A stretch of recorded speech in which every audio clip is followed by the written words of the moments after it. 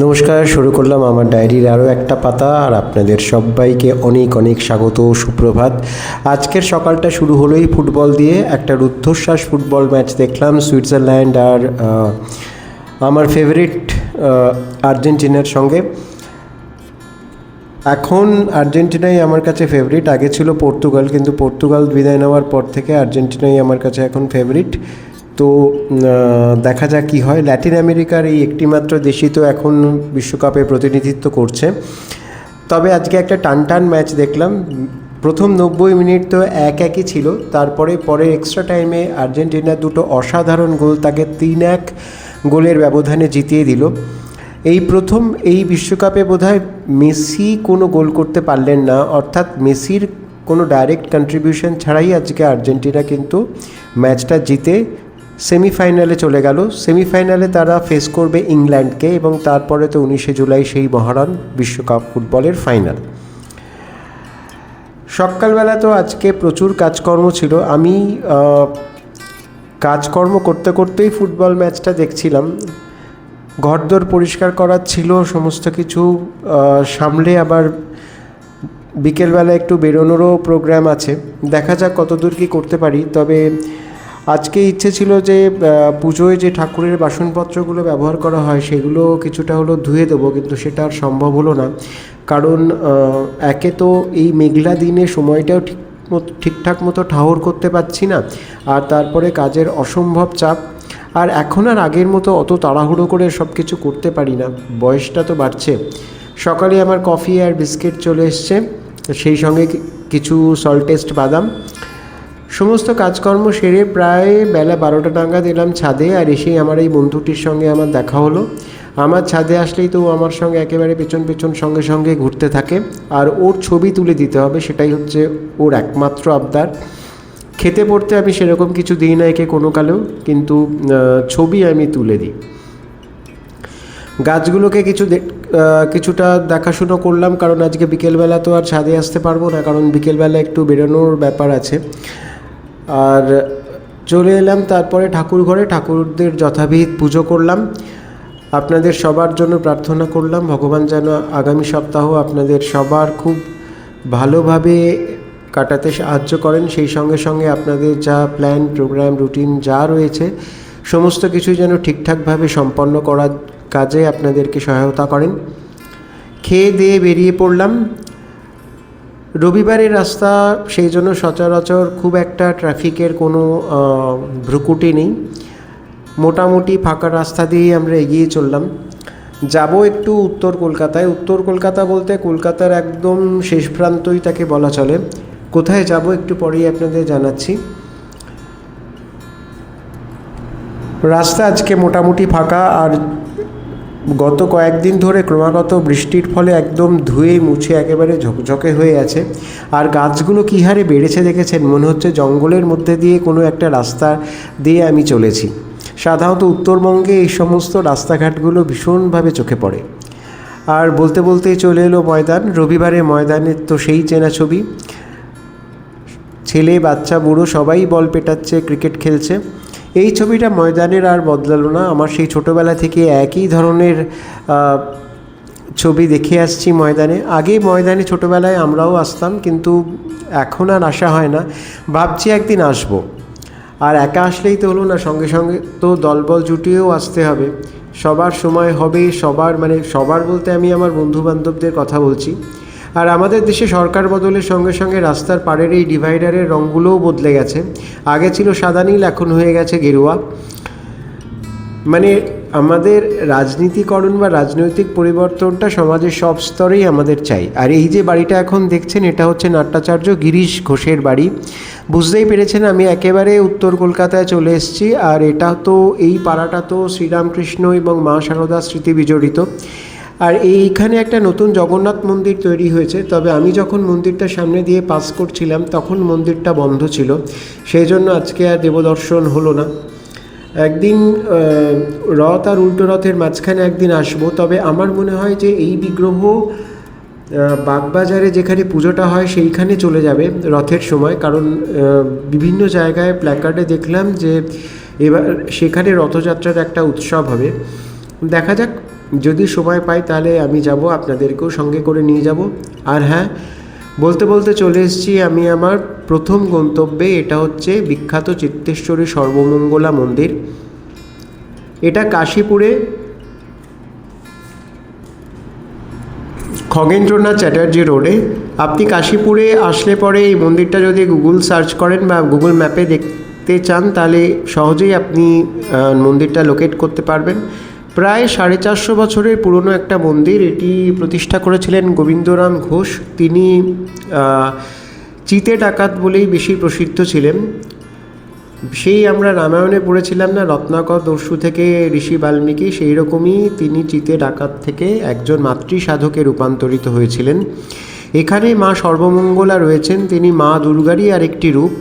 আর মন্দিরের বাইরে রয়েছে 3টি ছোট ছোট মন্দির। 2টি মন্দিরে রয়েছেন মহাদেব আর একটিতে রয়েছেন সিদ্ধিদাতা গণেশ।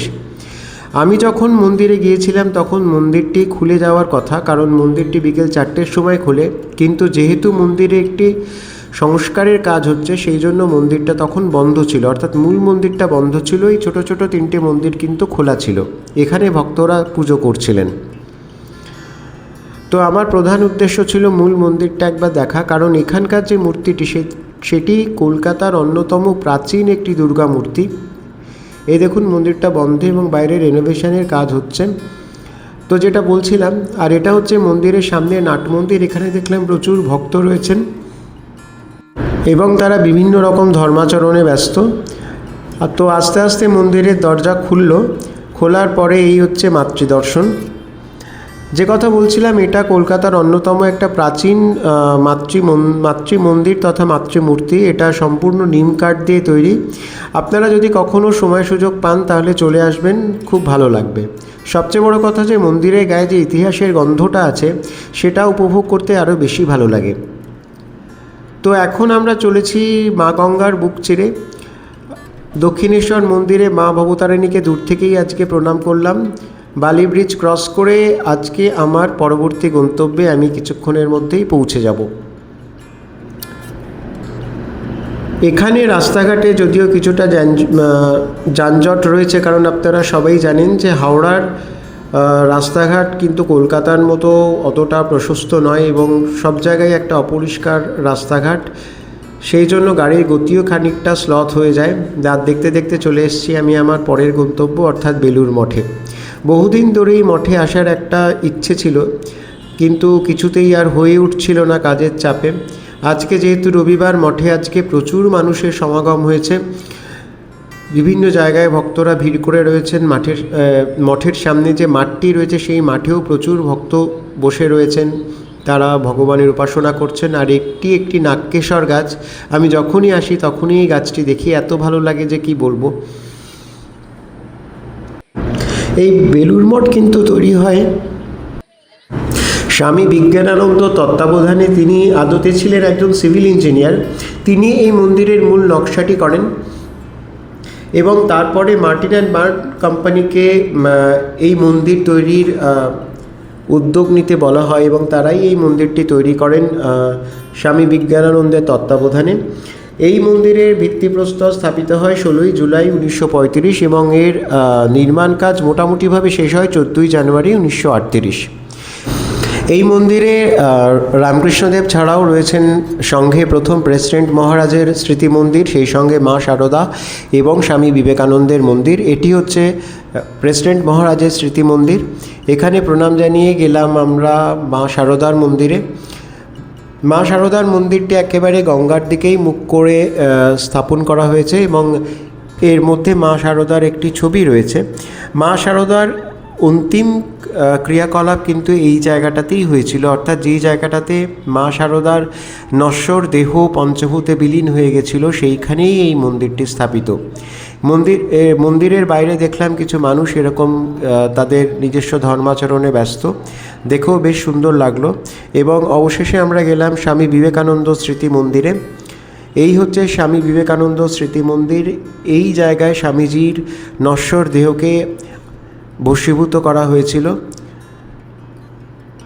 ভাবতে অবাক লাগে যে অত বছর আগে সারা পৃথিবী ঘুরে ঘুরে সাধু মহারাজরা, সেই সঙ্গে সঙ্গে স্বামীজি কি অক্লান্ত পরিশ্রম করে অর্থ সঞ্চয় করে তবে এই মঠটি স্থাপন করেন, এবং শুধু তাই নয়, সারা পৃথিবীব্যাপী এই মঠের শাখা প্রশাখাকে ছড়িয়ে দেন এবং রামকৃষ্ণ ভাবামৃতকে সারা পৃথিবীব্যাপী প্রচার করতে যে শুরু করেছিলেন, সেই ধারাটা কিন্তু আজও চলে আসছে।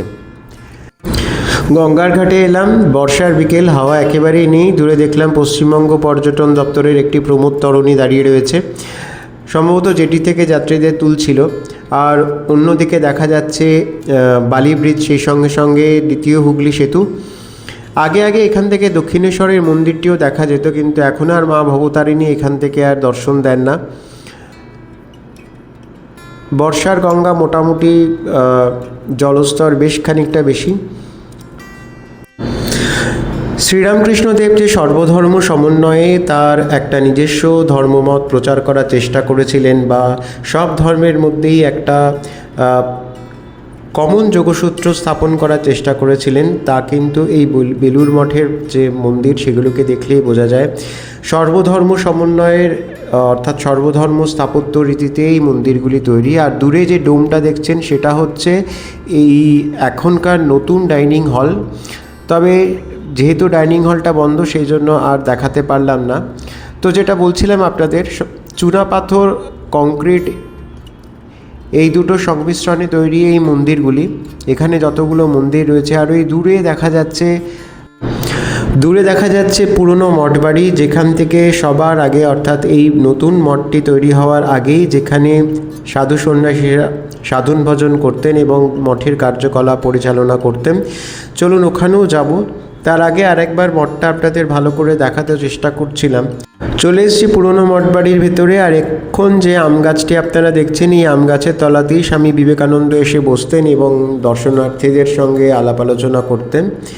তো যে কথা বলছিলাম, এই মঠের যে স্থাপত্য রীতি, তার মধ্যে কিন্তু সর্বধর্ম সমন্বয়ের একটা ব্যাপার খুঁজে পাওয়া যায়। কিছুটা বৌদ্ধ স্থাপত্য রীতি, কিছুটা হিন্দু স্থাপত্য রীতি, কিছুটা ইসলামিক স্থাপত্য রীতি এবং কিছুটা খ্রিস্টান বা খ্রিস্ট ধর্মাবলম্বীদের স্থাপত্য রীতি অনুসারে মন্দিরগুলি তৈরি করা হয়েছে। আর এই দেখুন একটা পুঁই ডাঁটার ক্ষেত, বোধহয় এখান থেকে পুঁই ডাঁটা ঠাকুরের ভোগে যায়। আমার এই ব্লগটি যদি আপনাদের ভালো লেগে থাকে, তবে আশা করব চ্যানেলটি সাবস্ক্রাইব করে আপনার বন্ধুত্বের হাত চেয়ে আমার দিকে বাড়িয়ে দেবেন। আজকে এই পর্যন্তই, নমস্কার।